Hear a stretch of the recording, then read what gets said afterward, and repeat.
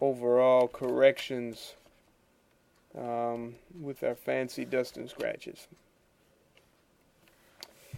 So in the history palette, I'll make a new snapshot just to remember this state.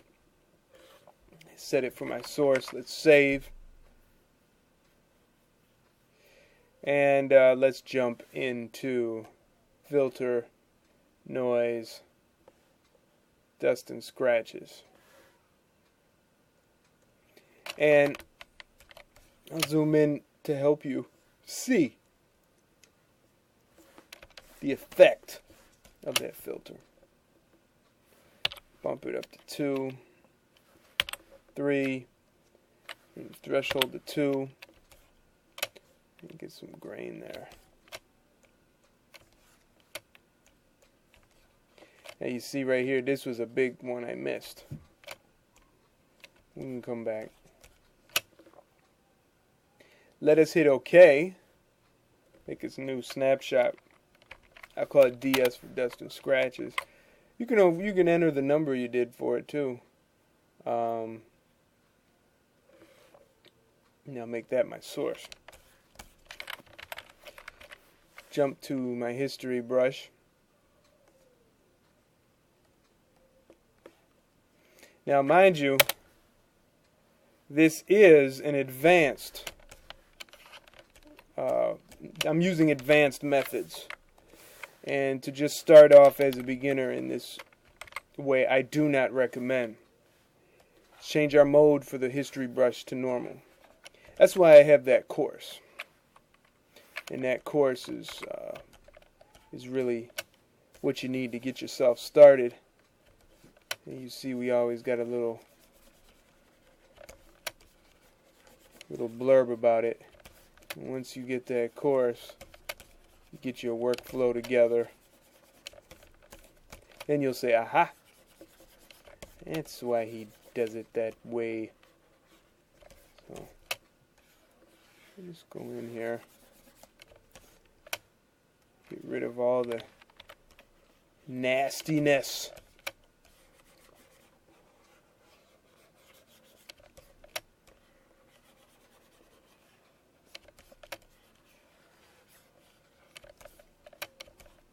Yeah, this is pretty funky down here. And I could have gone in with a different mode, like lighten or darken. That didn't seem necessary. So I just kept going. Go over the dark spots with the lighten mode, and the light spots with the darken mode.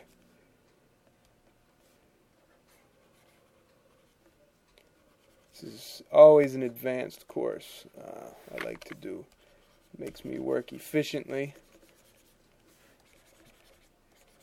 Now you you should learn how all this is done in the background, how to do it the hard way, because when it comes to doing it this way, you'll actually have more control. It could be an old school type of approach. Sort of like, when I took photography class, we didn't do color, we did black and white.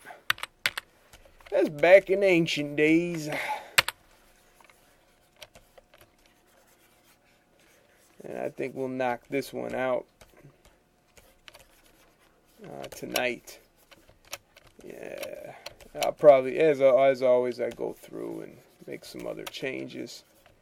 That's an interesting object back there. Yes, it is. So, now, I'll save that. And let's jump to the channels palette. Take a look at what's going on in here. That's pretty much everything throughout. But something like this with all these scratches, it just makes me want to rebuild. Now these lines, these are actually from the scanner. But I think I'm going to zap the color anyways. So let's jump to the Well, let's make another snapshot. We'll call this new 2. And let's jump to the history brush again.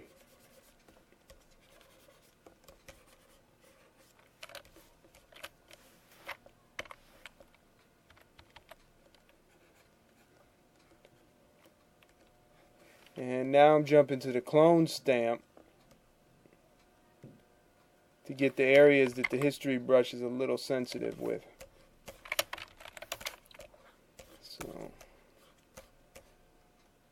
yeah.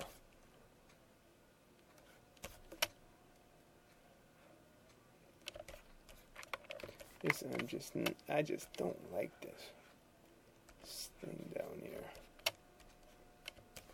Yeah.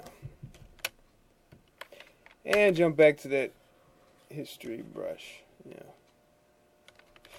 Okay. Now, we got rid of, I'd say, all or most of the spots.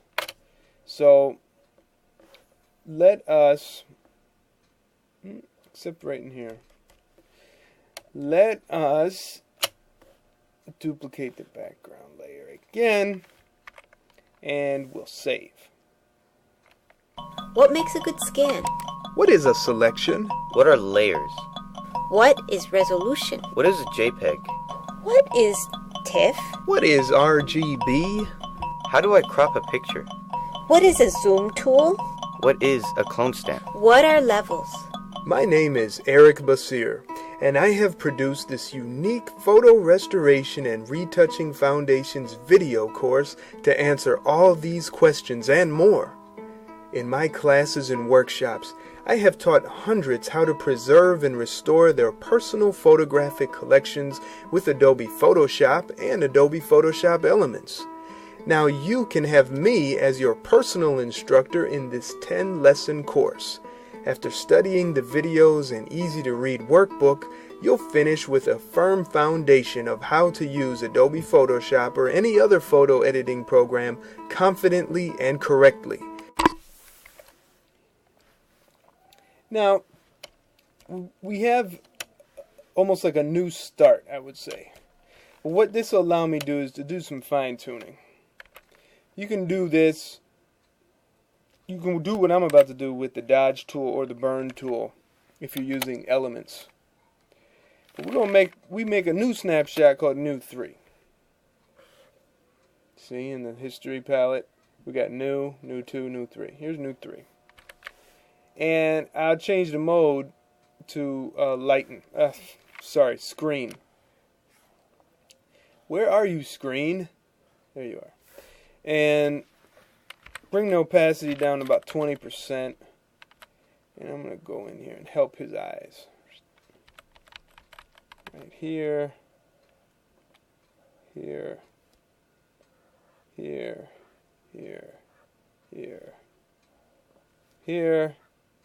Get those catch lights and the whites. And then we come out. See, when I turn that off, just helps the eyes a little bit. Makes it a little more fresh. Freshens it up. So now, let's go through and do a black and white adjustment layer.